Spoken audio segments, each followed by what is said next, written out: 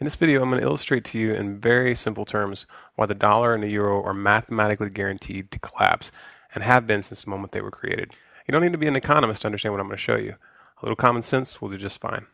The dollar and the euro are debt-based currencies created by the Federal Reserve and the European Central Bank.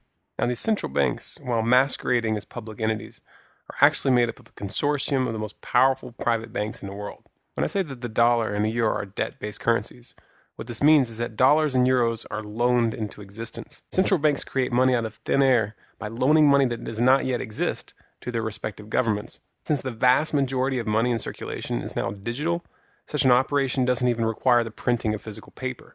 Money and the debt that accompanies it is simply typed into existence. Now, these privately owned central banks don't just loan out their imaginary money for free. They charge interest. But the money to pay back that interest doesn't yet exist in the system. Since all money is created this way, there's always more total debt plus interest to be paid back than there is money. This forces governments to constantly return to those banks for more loans, which create more money and interest. This is obviously a Ponzi scheme, and like all Ponzi schemes, it can only work for so long. The inevitable result when there's more total debt to be paid due to interest than money in existence is that eventually the debt will reach such astronomical proportions that it will become impossible to service that debt. This is why I said that the collapse of the dollar and the euro is a mathematical certainty. It's been guaranteed since the beginning by the very nature of our monetary system. You might ask yourself why anybody in their right mind would set up a system like this that's guaranteed to fail. Well, the answer is simple. For the same reason that any criminal sets up a Ponzi scheme.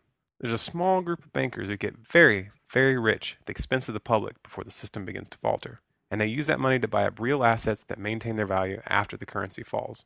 Sound criminal to you? Well, that's because it is. But you know what?